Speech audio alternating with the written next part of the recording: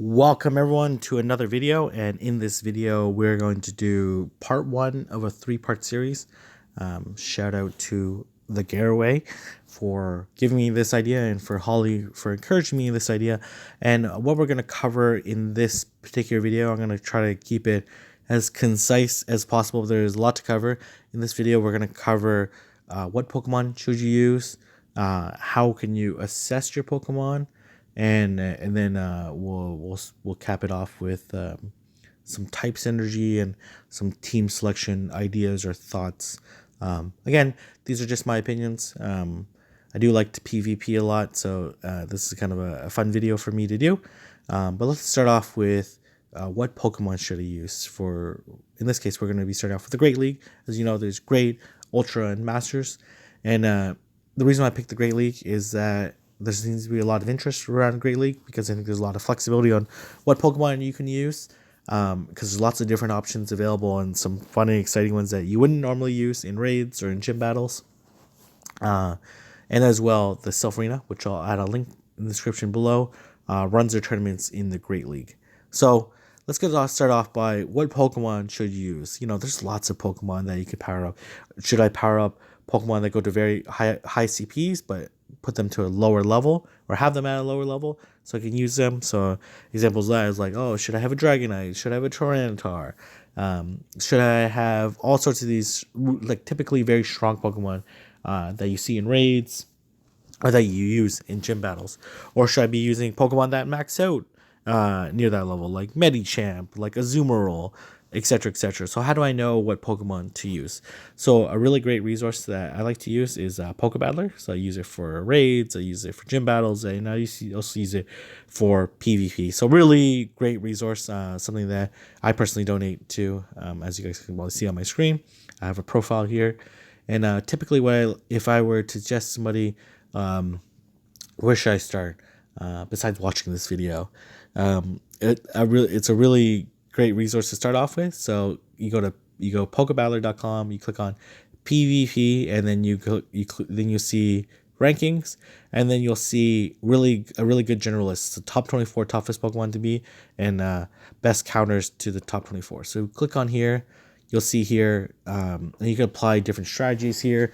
If you want to go no shield strategy, one shield strategy, or two shield strategy, it's a really great option here. So you'll see here a lot of really great options here, several of them that I use personally. So you'll see Umbreon, Cresselia, Azumarill, Altaria, Kingdra, Lantern, Hitmontop, Blastoise, Skarmory, a bunch of them. And one really common theme amongst a lot of these Pokemon is that most of them are very tanky. You'll see that they have very good distribution of their defense and stamina relative to their attack, and we'll talk a little bit about that later. And then as well, you'll see that a lot of them have really great movesets. So you'll see, like, for example, Dragon Breath. Dragon Breath is one of the best moves, one of the best fast moves in the game. And then you'll see Altaria also has Dragon Pulse and his Sky Attack and his Dazzling Gleam. So like really good range of moves. So this is a really good list. So if you're not sure where to start, I would definitely recommend taking a look at this list, trying out different Pokemon, trying out in different combinations, and see how you like them. You can also take a look at the best counters to the top 24. So you'll see things like Azumarill, you'll see things like Tropius, you'll see things like Meganium, Skarmory. Very similar to the list, but obviously they're really designed to help counter the other lists. So a really good place to start, and definitely check out. And I recommend that you take a look at this list and try things out. Game Press will also have some lists, and you can see on Reddit and whatnot. But this is a really good place to start. So now that you understand like what Pokemon are potentially good in PvP in the Great League, how do you know of the, for example, the 20 Skarmories that you caught, which one is the best one? So that's a really good question. So you have all these different Skarmories that you've caught that have all sorts of different IVs, and the question is like, which one should I power up? Should I invest in? Should I put my candies and my dust, my limited resources into? So what I've done, I've created this tool. I call it the Great League PvP IV comparison. So I'll have a link in the description below on this particular spreadsheet. And in this spreadsheet, what you're able to do is you're able to select the Pokemon, and then as well you can put the various IV combinations here, and then as well it will give you what the best IV combination is. So for example, let's go to Flygon.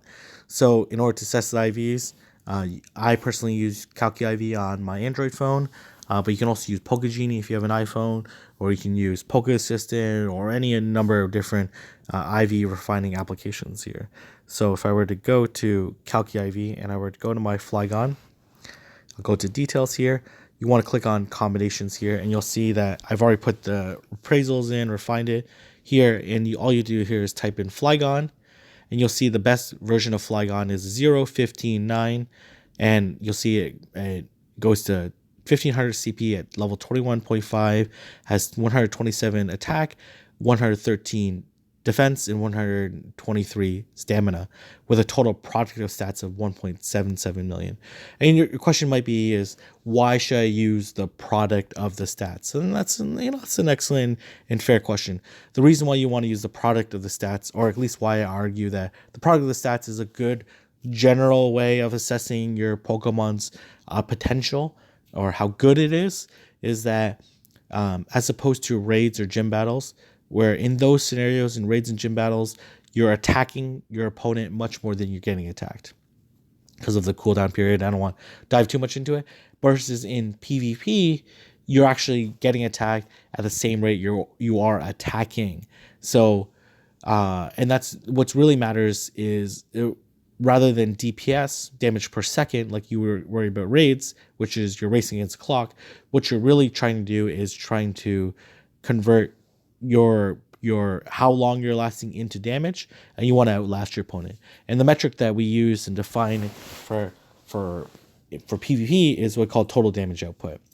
And the way to assess total damage output, in my opinion, is how long you last, which is approximated by your defense times stamina.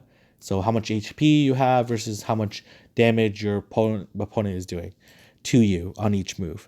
And then you want to multiply it versus how much damage you're doing, which is controlled in this IV scenario by your attack IV. So you'll notice that each of these stats are weighted approximately equal. There's some nuance and whatnot. For the most part, are weighted approximately equal. So the best way to measure that is to take the attack times defense times stamina, which is the product of the stats. Hopefully that's clear and people understand it. And so what I want to do here is, I know that the best is 0.15.9 with a 1.77 million total product of the stats, is I can punch in my calculations here and I can type in 9.13.13. So Trapinch doesn't really spawn in Toronto at all. So I had to get this traded to me. And I traded to a 9.13.13. And you'll see here, it's 97.65% of the optimal, quote unquote optimal Flygon IV distribution. And you'll see here that the attack is 129 compared to 127, but my stamina is 109 compared to 113, and then as well my defense, IV is my defense stat is 109 compared to 113, and then as well my stamina is one lower. So you'll see that I do a little bit more damage in theory, but I'm giving up a decent amount on defense and stamina. Not a ton. I can live with it. I know that Trapinch is doesn't really spawn in the wild, and I have to get traded. And because they're not that common in Toronto, people have to get it from mega hatches.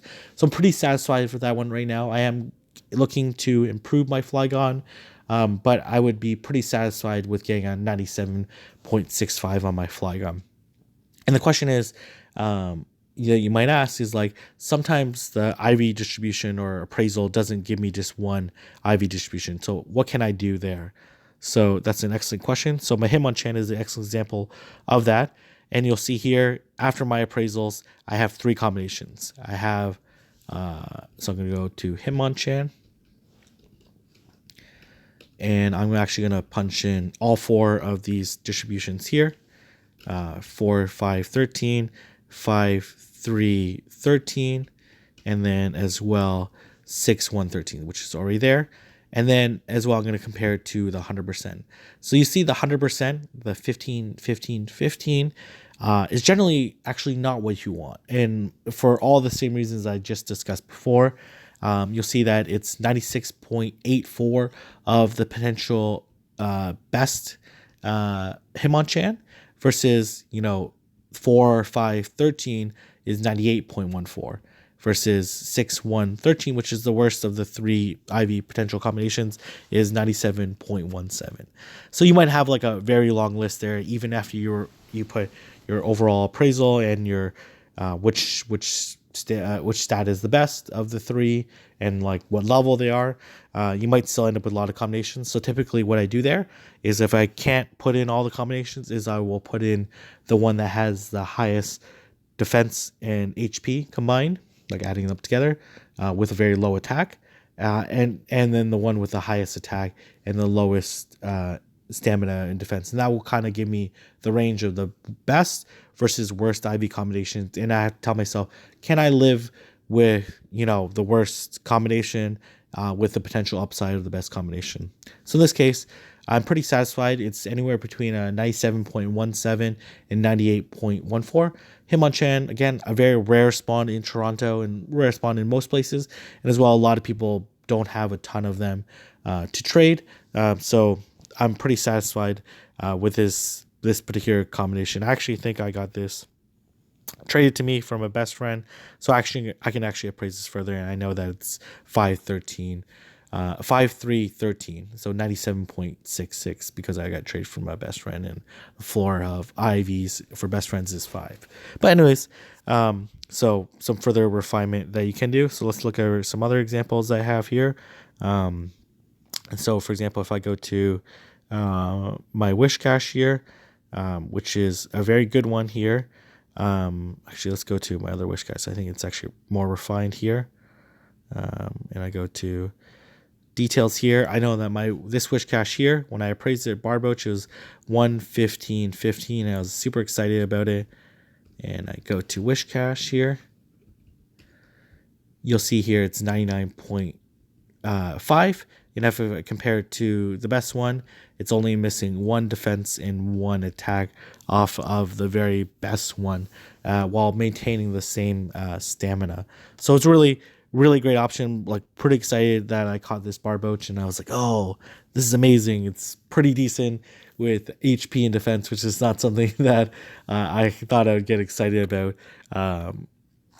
when I started out this game, or even a year into this game. But you adapt with the meta. So I use a spreadsheet to appraise all the potential mons that all the potential mons of a particular species, so I know which one to power up and invest.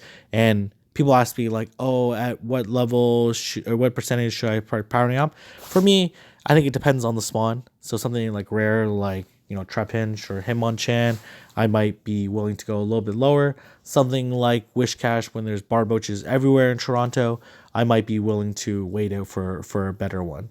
But typically, anything 97% and better is actually a very good option to use. And you'll see here, one of the worst combinations would be something with like a 15 attack and very low defense and stamina. And you'll see here it's 89.47 of the potential best. So that's talking about using, and I'll link below this PvP IV comparison so you can take a look at that. And the last thing I want to talk about really quickly is, now that I know what potential Pokemon to use and which of my particular Pokemon I should power up based off this IV comparison, how should I go about selecting my team and type synergy? So one of the ways to approach it is that you want coverage for your team. So what I mean by that is that, for example, a very common lead, a lot of people like using it, is Azumarill. So you'll see Azumarill, really great Pokemon. It's Water Fairy. It's a very tanky Pokemon, as you can tell by the 184 HP. And it's a very high defense stats, and one eye has access to Bubble, which is a good move as well. Very high DPS, high EPS, or high energy and per turn and high damage per turn. And it has access to Play Rough and Ice Beam. So really good moveset. Has stab, same type of attack bonus on Play Rough. And Ice Beam has really good coverage against a lot of different Pokemon. So, for example, when you're going up against Azumarill, someone might come in with a Meganium. So you know that potentially if I run into a Meganium, which is a very common counter to Azumarill, that ideally I want coverage against the Meganium. And you can have coverage in a number of different ways. You could have coverage by having one of your charge moves, in this case Ice Beam, be super effective against your common counter. So in this case, Ice Beam is a really good counter to Meganium, but it's very likely, it's almost certain that it's going to get its Frenzy Plant off before you get your Ice Beam. So, and Frenzy Plant will hit Azumarill very hard. So what you want to do is like, okay, if I come in with a Azumarill and they come in with a Meganium, I want to be able to switch or build up energy, and we'll talk a little bit about those advanced strategies a little bit later on. I want to be able to switch to a mon that I know will be able to beat Meganium. So a good Pokemon that can beat Meganium would be something like Skarmory. Skarmory has access, is a steel flying Pokemon, has access to Air Slash, Sky Attack, which is the main ones you need. You hardly would ever use Flash Cannon, but we'll talk a little bit about advanced strategies and when you would use Flash Cannon in a future video if you guys are interested. And Air Slash being super effective, and Sky Attack being super effective to grass Pokemon. And then as well, it's flying and steel typing will double resist flying moves. Makes it a really great option. And as well, Meganium, in this case, has access to Vine Whip, great move, Frenzy Plant, great move, and has access to Earthquake as a good coverage move. Skarmory, steel typing, is weak to ground moves like Earthquake, but it's flying typing double resist. So it will single resist on the net basis against Earthquake. So a really good coverage Pokemon. So you might run Azumarill, and you know, okay, if they run a Meganium, I know I need to switch, and I might switch to Skarmory as an example. And then they might switch again to a Pokemon like Torkoal, or a Pokemon like a Malmetal, for example. And you know, so let's say for example they go you go Azumarill versus Meganium, you switch to Skarmory, you do some damage to Meganium, they realize they need to switch, they switch to Malmetal. So now you're stuck in the screen, and you know that Skarmory is likely going to lose to Malmetal, right? So now you're at a disadvantage. But now what you want to do is you want to be able to cover against the Pokemon that would potentially switch into Skarmory. In this case, if they come with a Malmetal, a really great option is Whiscash, because Malmetal is weak to steel typing, is weak to fire, weak to fighting, and weak to ground. And Whiscash has access to Mudshot, which is a high energy move per turn, so it generates a lot of energy, and then has access to Mud Bomb, which is a low energy requirement charge move, which means you're going to get off a lot of Mud Bombs, and it takes approximately 2 Mud Bombs to faint Malmetal. So you can potentially build a team as Azumarill, Skarmory, and Whiscash, and I would say that's a very solid team.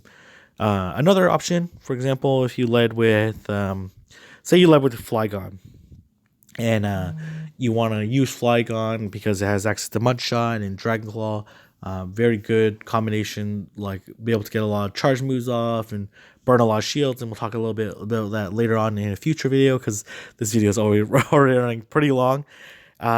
If you want Flygon, you know that Flygon is a dragon ground Pokemon, right? Which means that it's double weak to moves like ice, it's neutral to grass, it's, you know, there's a lot of potential mons that are going to be good counters to Flygon.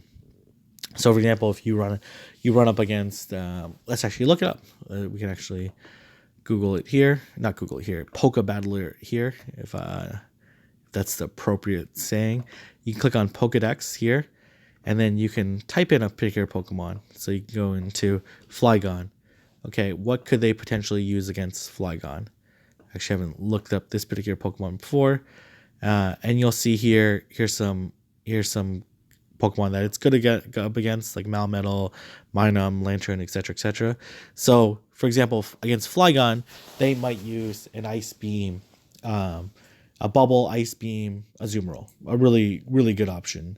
Yeah, actually, a really great option to use against Flygon. So in that case, because you know that Dragon Claw is not going to be very super effective, and Earthquake takes a lot of energy, so you might not view it as the best matchup. So in this case, if they use Azumarill, a really good counter to Azumarill are things like Lantern, things like Meganium, but also you might switch to a Melmetal as example, right?